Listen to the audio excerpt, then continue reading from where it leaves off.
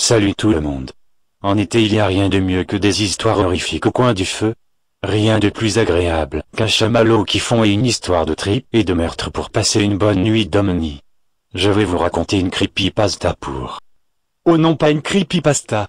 Je déteste ce genre de fanfiction mal branlée avec toujours les mêmes clichés. Genre il y a toujours un mec qui devient fou, on ne sait pas pourquoi. Et il y a toujours des morts pour Ave. Genre un mec devient fou sans raison et se suicide. Ou un mec devient fou et tue tout le monde, ou un mec devient fou et se fait tuer. C'est de la merde les creepypasta.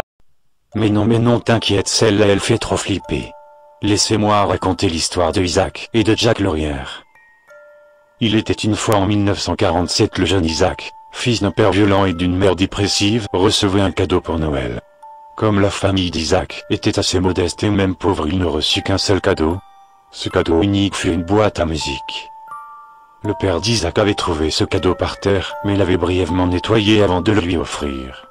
Isaac était émerveillé, et il s'empressa de tourner la manivelle. Et il entendit cette mélodie. Je suis dans mon jacuzzi, t'es dans ta jalousie. Jalousie, je reste dans mon jacuzzi, reste dans ta jalousie. Jalousie. Après cette somptueuse mélodie, un gigantesque clown coloré sortit de la fameuse boîte à musique. Et il lui a dit qu'il s'appelait Jack, qu'il serait toujours son ami et qu'il adorait jouer. Isaac et Jack le clown coloré s'étaient tout de suite apprivoisés. Et ils jouaient toujours ensemble à compter de ces jours. Non mais attends, c'est pas logique. Il y a un putain de clown géant qui sort d'une toute petite boîte et les parents ne réagissent même pas. On est où là? À Disney? La ferme. Quand les parents ont vu que Isaac était heureux, ils l'ont laissé jouer avec son joujou. Et puis le père ne pouvait pas admettre qu'il ne savait pas ce que cachait son propre cadeau. Enfin bref. Quelques jours plus tard, Isaac et Jack jouaient aux pirates dans leur jardin. Ils couraient dans tous les sens. En voyant son chat, Isaac a crié ennemi en vue. Et Jack leva ses longs bras et balaya d'un revers la pauvre bête. Quand le chat atterrit sur le sol, il s'était brisé le cou. Pour empêcher un autre accident de ce type, les parents décidèrent de remettre temporairement Jack dans sa boîte, pour lui donner une bonne leçon.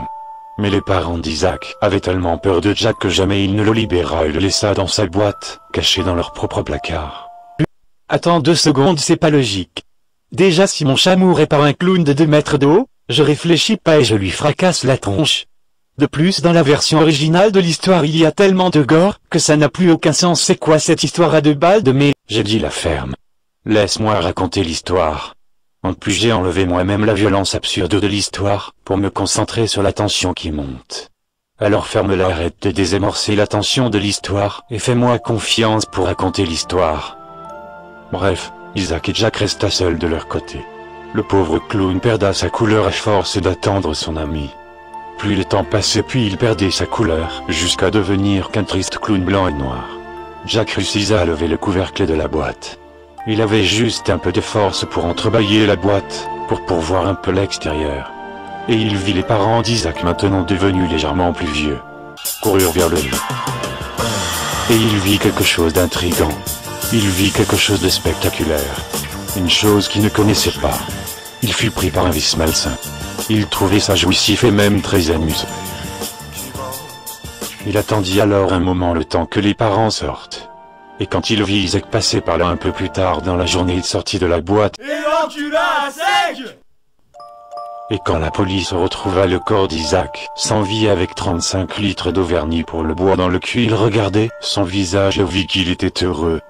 Et il se rappellera toujours du jour où il a tourné la manivelle de la boîte de Jack la première fois.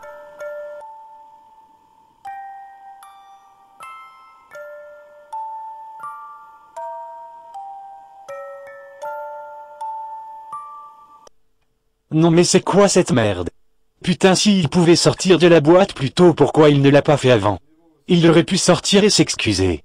En plus la version originale est à peine plus conne sans être une parodie. Putain, t'as vu ses bras et cette fourrure sur ses épaules? On dirait Ryuk de Death Note, putain ça me tue. Par hasard il a pas un sourire fait avec un couteau? Tant qu'à faire du plagiat, pourquoi ne pas y aller à fond? Merde. Bon allez, à plus tout le monde. Je vais voir le slip du père bâtard pour avoir vraiment peur, à plus.